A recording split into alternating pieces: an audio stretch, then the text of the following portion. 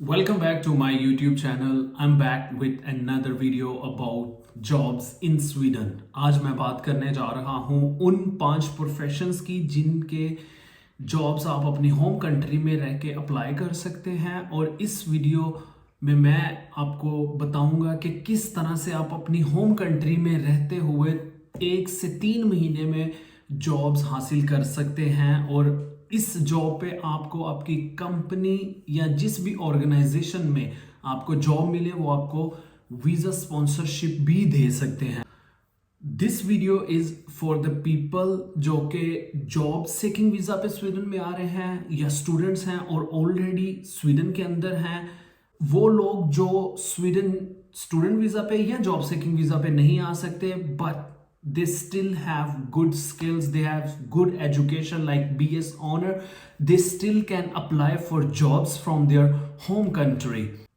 इस वीडियो को स्टार्ट करने से पहले मैं रिक्वेस्ट करूंगा कि अगर आप जॉब सेकिंग वीजा पे स्वीडन आना चाहते हो तो मैंने 2 वीडियोस बनाई हैं। एक जॉब सेकिंग इंफॉर्मेशन पे कि वो उसकी एलिजिबिलिटी क्या है और उसका सारा बैकग्राउंड क्या है। दूसरी वीडियो मैंने बनाई है on job seeking visa application and required document. Please watch both, then watch this video, you will get benefit of this video.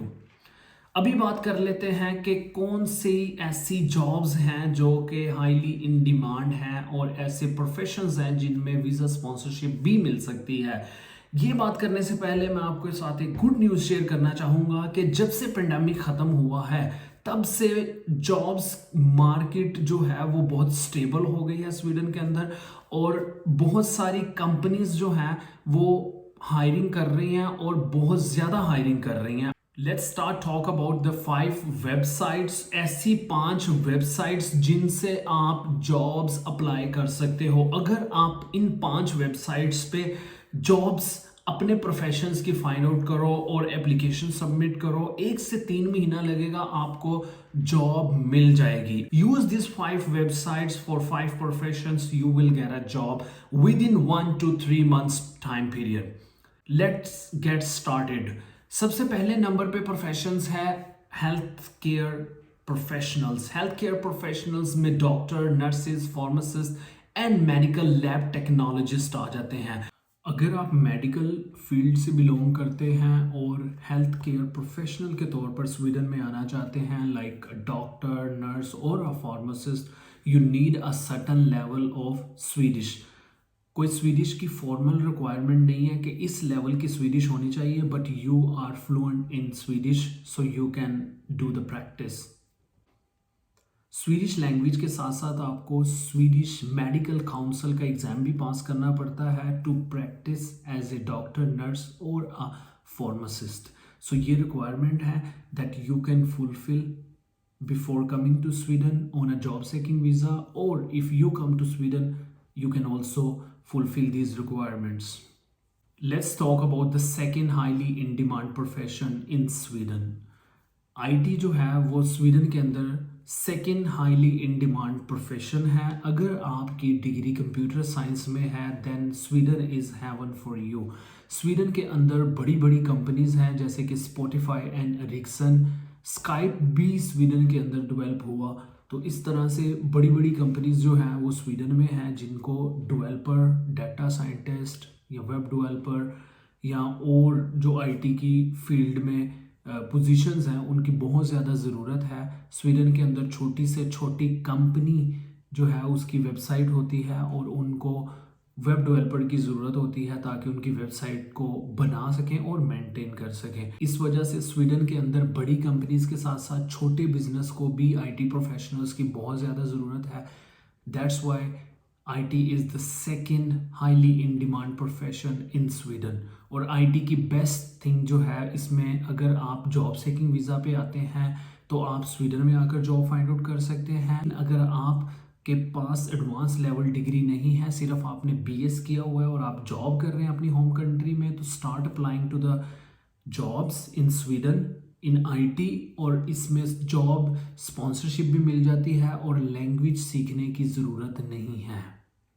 इसलिए ये प्रोफेशन स्वीडन के अंदर सेकंड नंबर पे आता है इन हाईली इन डिमांड प्रोफेशंस में।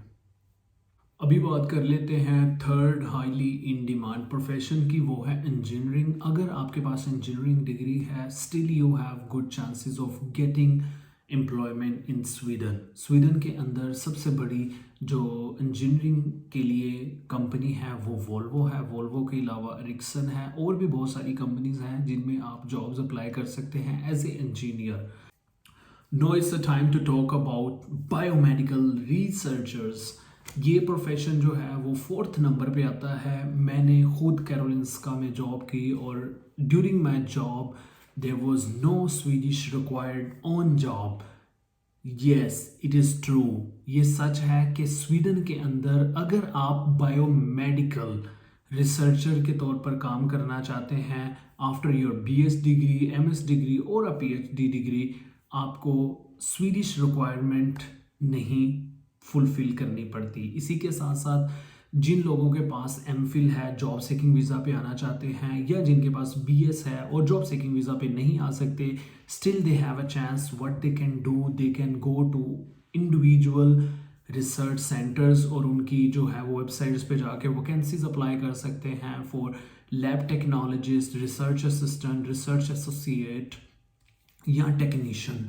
इसके अलावा what they can do, they can apply to the companies. There are many companies in Sweden like 10x Genomics, AstraZeneca and many others which can hire you. इसके अलावा एक बड़ा option जो biomedical researchers के लिए है, अगर आपके पास MPhil की डिग्री है, आप जॉब सेकिंग वीज़ा पे आना चाहते हो, आप अपने होम कंट्री से PhDs अप्लाई करना शुरू कर दो। PhD एक पेड पोजीशन है, एक फुल टाइम वर्क है।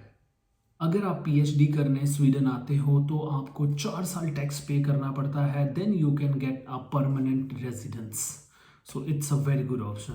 आखिर में मैं बात करना चाहूँगा बिजनेस रिलेटेड जॉब्स की। बिजनेस रिलेटेड जॉब्स भी बहुत ज़्यादा हाईली इन डिमांड हैं, और ये प्रोफेशन 5वें नंबर पर है। इसमें अकाउंटिंग, मार्केटिंग, फाइनेंस और इससे रिलेटेड सारी पोजीशंस आ जाती हैं, और इसकी जॉब्स के लिए भी आपको स्वीडिश रिक्वायर्ड नहीं है in most of the cases.